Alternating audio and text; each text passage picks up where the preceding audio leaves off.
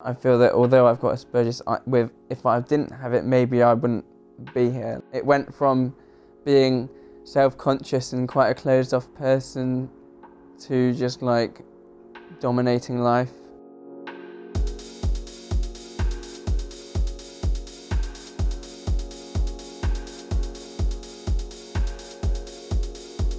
My first ever rave, it was very interesting, and it just so happened that I stumbled across one night and I saw a security guard standing outside. Went and got a tenner and paid him to go in, and pretty much stood there in the same spot for about 5 hours doing nothing.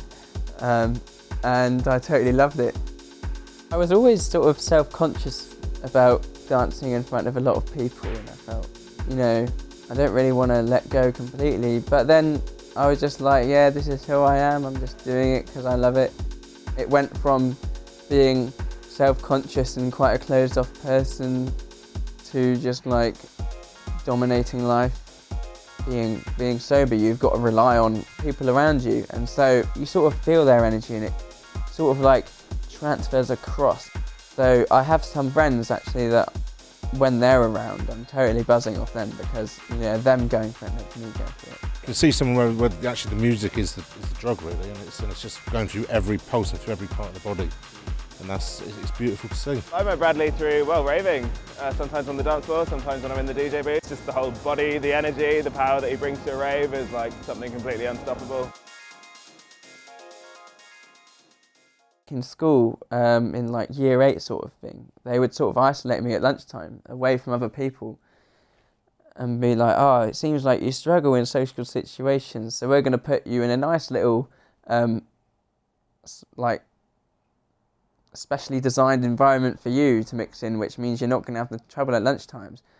And I just saw the irony behind it straight away, and I said, at the end of that year of school, I said, right, no more of this, I'm going to do this myself, because I saw that, I'm not progressing through life while other people are, which means the further you put me in this isolated environment, the further behind everyone else I'm getting. So I'm just going back in time and I'm not going forwards, I'm not developing. And I thought that the only way I can sort of develop in life is to find out the hard way.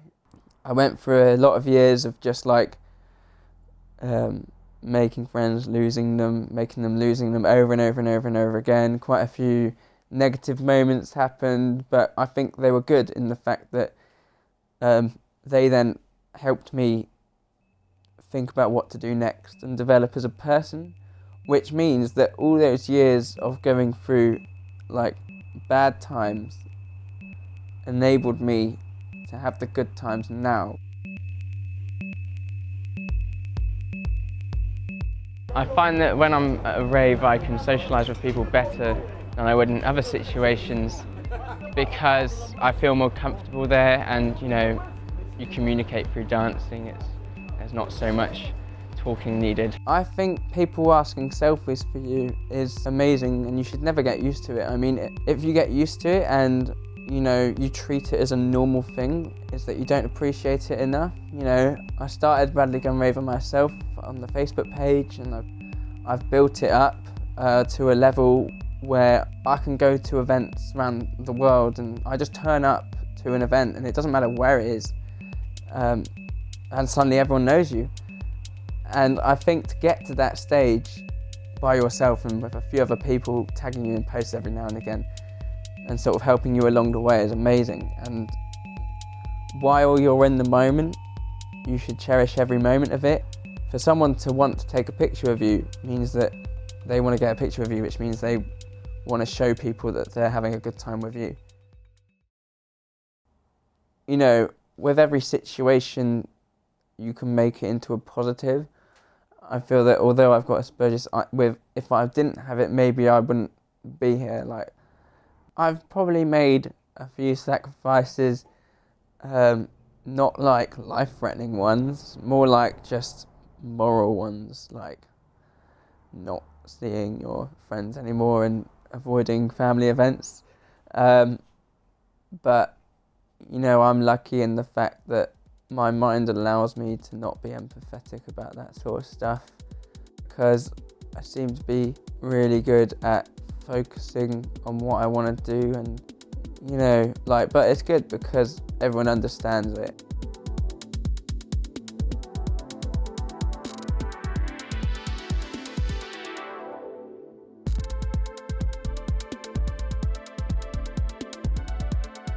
This year I feel like I've sort of made my footprint on the sort of global scene. I really like travelling. That adds to the buzz a whole nother level. You know, I like to think I inspire people by what I do. You know, I had a message come through the other day actually from this guy.